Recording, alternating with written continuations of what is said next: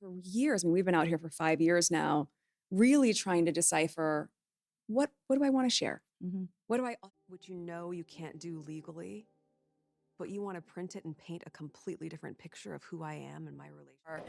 Amazing Tom Ford skirts and gorgeous shoes, and I mean, truly, what paralegal would ever have a wardrobe like this? Look, I need you to pay attention because this whole thing started with one screenshot.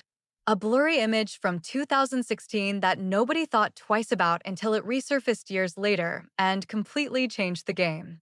It was not some leaked document or an insider confession.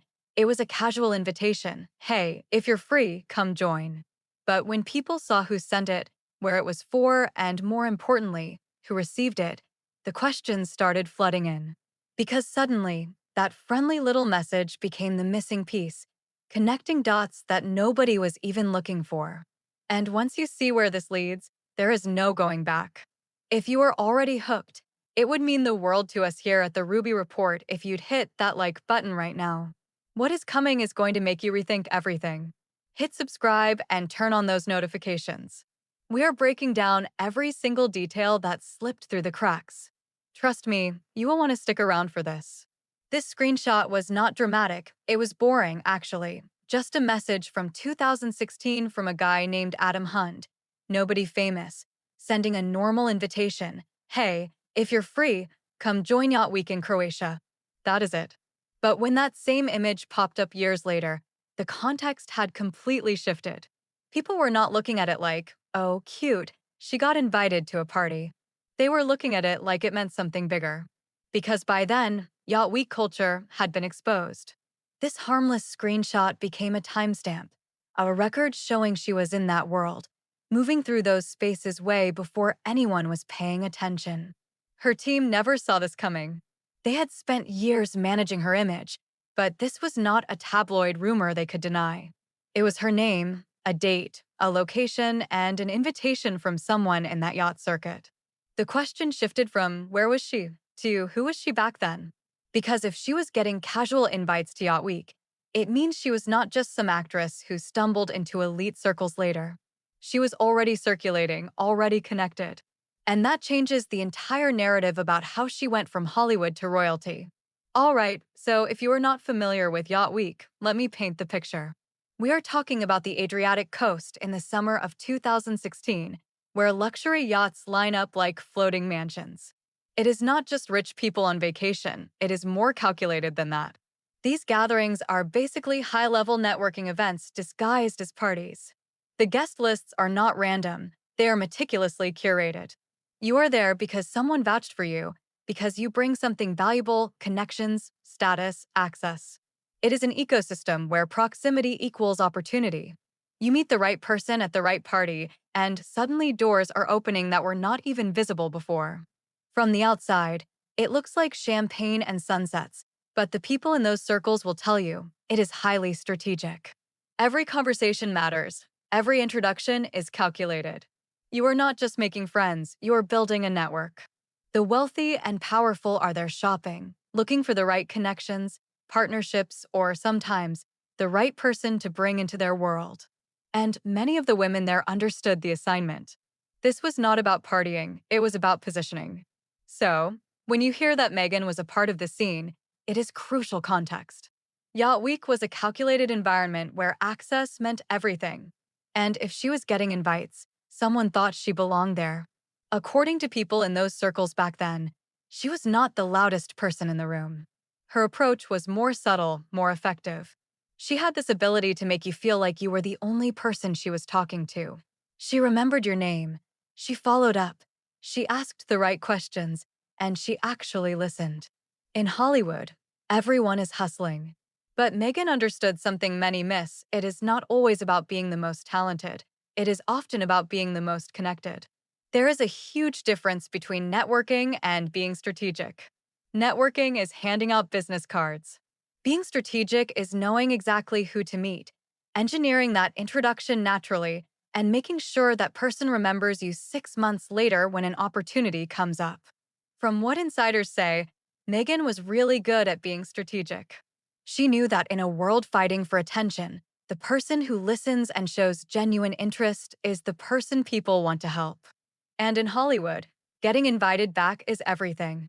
Every handshake was an investment. Every conversation was planting a seed. Some might call that calculated, but that is just survival in those industries. You either figure out how to work a room, or you get left behind.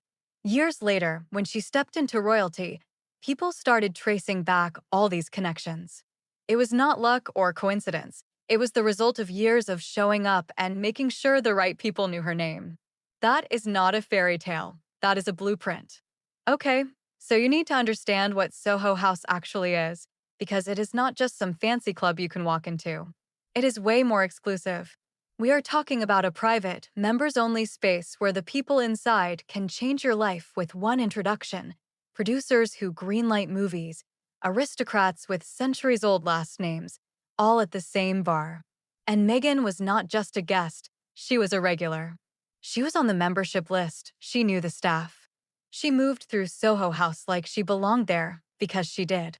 She had earned her place way before the public knew who she was. Soho House is not one location. It is a global network: London, New York, Los Angeles. And being a member means you are not just getting access to a lounge, you are getting access to everyone else in that network. What people did not realize back then is that the entertainment industry and high society are not as separate as you think. They mix constantly in spaces like Soho House. The same producers funding films are having drinks with people connected to old money. The same social circles that include Hollywood stars also include people with titles. It is all one ecosystem. So, when the official story came out that Meghan met Harry on a blind date, people who knew that scene raised their eyebrows. Not because it could not be true, but because the idea that she was a total outsider just did not add up. She had been circulating in the exact spaces where entertainment meets aristocracy for years. She knew people who knew people. I am not saying the blind date did not happen. I am saying the setup for it probably had more history behind it than anyone wants to admit. In those elite circles, nothing is really random. There is always someone who knows someone. The 2016 blind date was not the start of the story, it was the climax. Here is what we know. Throughout 2015 and 2016, Meghan was showing up at very specific places: Mediterranean gatherings, charity events in Monaco where you have to be personally invited, and private clubs in London that operate on referrals only. These are not random spots. These are the exact places where wealthy Europeans, entertainment industry people, and people connected to royal circles all overlap. And she was a part of the circuit. The thing about these social scenes is that they're incredibly small. The same few hundred people keep showing up at the same events. So, if you are moving through those spaces, you are going to cross paths with the same crowd. So, when the story broke that Meghan met Harry in 2016, and it was a total surprise, people who had been in those circles had questions. The social overlap was already there. She had been floating around the edges of that world for a while. The public narrative positioned her as an outsider who just happened to meet a prince. But if you map out where she was, the connection looks less like lightning striking and more like two people who were already orbiting the same sun finally getting a formal introduction. The bridge between being a Hollywood actress and a royal girlfriend was not as long as the public thinks it was. The gap was smaller, the worlds were closer, and Meghan had been walking that bridge long before anyone was paying attention. Okay, so let's pull all of this together. The screenshot, the yacht circuit, the strategic networking, Soho House, the timeline overlaps, a very clear pattern starts to emerge. And it is not the pattern the official story wants you to see. The narrative sold to the public is girl from California becomes actress, randomly meets a prince, falls in love, becomes a royal. It is simple, it is romantic, and it is probably not the full picture. What we are actually looking at is years of careful positioning, not in a scheming villain way, but in the way anyone trying to climb in elite circles has to operate. You do not just wake up and end up at a royal wedding. You build relationships slowly, you show up at the right places consistently, you make yourself known to the right people. And from everything we can see, that is exactly what happened here. Think about it like this: every piece we have talked about is a dot. The yacht invitation, her Soho House membership, the Monaco charity events, the London private clubs. When you start connecting them, you do not get a straight line. You get a web, a network of overlapping circles that all led to the same place. Now, here is what is wild. None of these things are suspicious on their own. Going to a yacht party is normal. Being a member at Soho House is fine. Attending charity events is cool. Meeting people and networking is what you are supposed to do in Hollywood. But when you put them all together and realize they all happened in the exact spaces where her future world was already operating, that is when the story shifts from coincidence to strategy. And look, it is kind of impressive. Most people do not have the foresight or discipline to play the long game like that. But if the pattern is accurate, Meghan understood something crucial. Access is not just given, it is built. One introduction at a time, one event at a time. What makes this so fascinating is how invisible it was while it was happening. Nobody was writing articles about her attending these events. She was not famous enough for anyone to care.